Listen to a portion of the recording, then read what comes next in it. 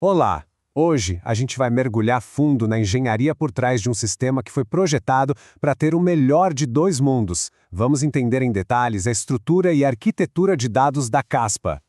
Então, a grande questão é essa, né? Será que dá para ter aquela segurança super robusta do Bitcoin, mas com uma velocidade centenas de vezes maior? Bom, a resposta para isso não é um único truque mágico. Na verdade, ela está numa série de decisões de design muito inteligentes que vão desde a estrutura dos blocos até como os dados são gerenciados. E é exatamente isso que a gente vai analisar agora, passo a passo. Nosso roteiro de hoje está bem definido. A gente começa pela fundação, o modelo UTXO, só que aplicado numa estrutura totalmente nova, o Block DAG. Depois, vamos ver como o protocolo Ghost DAG consegue colocar ordem nos blocos paralelos. Em seguida, a gente explora uma decisão bem radical, que é a ausência das Merkle Trees. E por fim, vamos entender como isso tudo possibilita uma gestão de dados super eficiente usando pruning e mushfash. Certo? Vamos para o nosso primeiro pilar. Para entender Caspa, a gente precisa começar com um conceito que já é bem conhecido do Bitcoin, o modelo UTX. A grande virada de chave é que aqui ele funciona num ambiente completamente diferente. A base de tudo aqui é um modelo de saídas de transação não gastas, o famoso UTXO. É um sistema bem elegante, sabe? Em vez de ter contas com saldos, o estado da rede é simplesmente o conjunto de todas as moedas que ainda não foram gastas.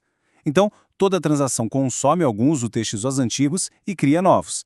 Até aqui é exatamente igual ao Bitcoin, o que é ótimo porque garante simplicidade e uma validação bem direta. E é aqui que a gente vê a mudança fundamental. O Bitcoin funciona numa cadeia linear, né? Um bloco vem depois do outro, numa fila. Já a Caspa usa um bloco DAG.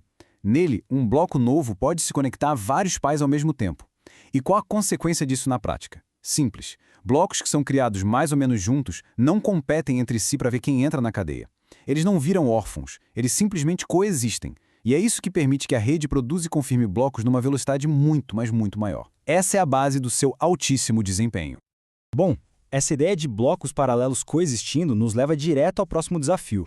Se vários blocos são válidos ao mesmo tempo, como é que a rede inteira concorda em uma ordem única para as transações? A resposta para isso é o protocolo Ghost DAG.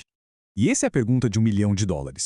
Sem uma ordem de transações única e que não pode ser mudada, o famoso problema do gasto duplo voltaria com tudo.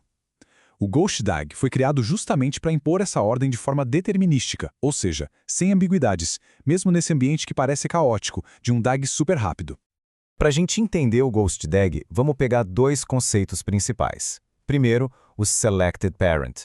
Quando um novo bloco é criado, o protocolo escolhe um dos seus pais para ser o principal. E como ele escolhe? Ele olha qual pai tem o maior Blue Work. Pensa no Blue Work como o total de prova de trabalho que foi acumulado na cadeia principal. É como se o protocolo estivesse sempre tentando seguir o caminho mais pesado, mais robusto, criando uma espécie de espinha dorsal dentro do DAG. Agora o segundo conceito, o anticone. Imagina o anticone de um bloco como se fossem todos os seus primos, ou seja, todos os blocos que não são nem seus antepassados e nem seus descendentes. Dentro desse anticone, o protocolo identifica o merge set. O merge set é basicamente o grupo de blocos paralelos que precisa ser colocado em ordem. É o protocolo dizendo, ok, de todos esses blocos aqui que estão meio que ao lado, quais são os relevantes que a gente precisa organizar agora?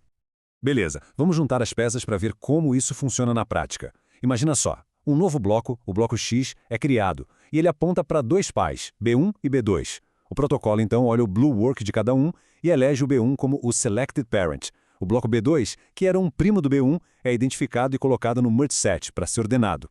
E agora vem a mágica. O Ghost DAG ordena esse Merge Set. Os blocos que se encaixam direitinho na história são coloridos de blue e entram para o consenso. Já os blocos com transações conflitantes viram um red. Eles ainda são válidos, veja bem, mas não fazem parte da cadeia principal. É assim que o protocolo pega o paralelismo e transforma numa única história linear e totalmente confiável.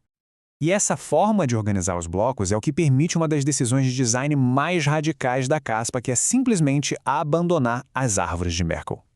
É isso mesmo que está escrito, é uma afirmação que vai contra um dos pilares do design de blockchains. O cabeçalho de um bloco Caspa, ou seja, o header, não tem um Merkle Roots. Isso quer dizer que o header, que é a parte que os mineradores de fato trabalham, não tem uma ligação criptográfica direta com o corpo do bloco, que é onde as transações ficam. Quando a gente olha lado a lado, a diferença é gritante. O header do Bitcoin tem o hash do bloco anterior e o Merkle Root, que resume todas as transações daquele bloco. Já o header da Caspa troca o hash único por uma lista de parent hashes e simplesmente não tem o Merkle Root. Aí a pergunta óbvia é, como o sistema consegue se manter íntegro? A resposta é que a garantia de integridade muda de lugar. Em vez de cada bloco garantir seu próprio conteúdo com um hash, a segurança vem da estrutura como um todo. A rede confia na topologia do DAG e principalmente naquela ordem única que o Ghost DAG já estabeleceu, ou seja, a segurança deixa de ser focada num ponto único e passa a ser uma propriedade do sistema inteiro. E essa decisão super ousada de tirar as Merkle Trees não foi à toa, claro. Ela abre a porta para uma função extremamente poderosa, a capacidade de podar, ou seja, descartar dados históricos antigos em uma escala gigantesca. Vamos ver como isso é possível. Como o cabeçalho não está amarrado ao corpo do bloco, as transações antigas podem ser simplesmente jogadas fora sem quebrar a integridade da cadeia de headers. Os dados do consenso, que são os headers, ficam separados dos dados de estado, que são os UTXOs. O resultado prático disso é que os nós da rede podem funcionar precisando de muito menos espaço de armazenamento. Isso nos leva ao último grande desafio de arquitetura. Se um nó novo entra na rede e a maior parte da história já foi descartada, como ele pode ter certeza de que o estado atual que ele está recebendo é válido e que veio direitinho desde o bloco Gênese? A solução é uma ferramenta criptográfica, genial, chamada MuHash. Tenta pensar nele como um resumo matemático de todos os UTXOs da rede. Ele é um acumulador que consegue representar o estado inteiro do sistema em um único e compacto valor de hash. É como se fosse a impressão digital do livro Razão.